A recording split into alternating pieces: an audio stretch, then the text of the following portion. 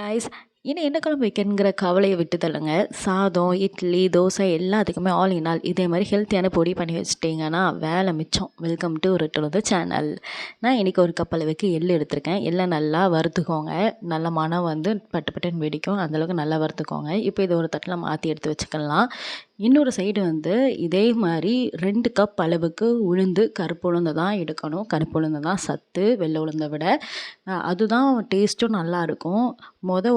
ஒரு கப்பை வந்து வறுத்து எடுத்துக்கோங்க. மறுபடியும் 2வது கப்பையும் அதே மாதிரி வறுத்து எடுத்துக்கிடணும். இது ரொம்ப சிம்பிள் இன்க்ரீடியன்ட் தான். ஒரு 3 பொருள் இருந்தால் கூட போதும்.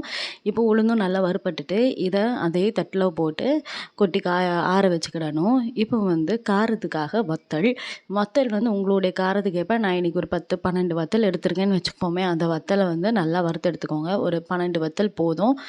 அதை வந்து நல்லா இப்படி லைட்டாக வறுத்துக்கோங்க. இது கருப்பாக ஆகிறதுக்கு முன்னாடி எடுத்துக்கிடணும். லைட்டாக உப்பி வரும்ல, இந்த ஸ்டேஜில் நீங்கள் வத்தலை எடுத்து வத்தலையும் அது கூட போட்டுக்கோங்க. இப்போ ஒரு கைப்பிடி அளவுக்கு கருவேப்பிலை இலை.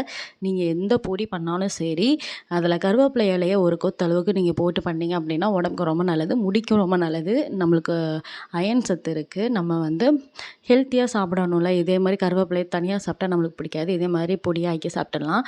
இப்போ வந்து ஒரு 5-6 பல் பூண்டு, அதையும் இதே மாதிரி நல்லா ரோஸ்ட் பண்ணி எடுத்துக்கோங்க. இப்போ இதெல்லாம் ஆறுறதுக்கு வச்சுருக்கேன். இதுலேயே கொஞ்சோண்டு உப்பு, அதுக்கப்புறம் கொஞ்சோண்டு பெருங்காயத்தூள் ஆட் பண்ணிவிட்டு இது நல்லா ஆறுனதுக்கப்புறம் மிக்ஸி ஜாரில் போட்டு நல்லா அரைச்சி எடுத்துக்கிடணும். நல்லா மெல்லிசாக பவுடராக அரைச்சிக்கிடணும். இப்போ நான் இதை சாதத்தில் நம்ம சுட சுட சாதத்தில் இந்த பவுடரை மிக்ஸ் பண்ணிவிட்டு நல்லெண்ணெயோ நெய்யோ தேங்காய் எண்ணெயோ எதுனாலும் ஊற்றி சாப்பிட்லாம். எல்லாமே சூப்பராக இருக்கும்.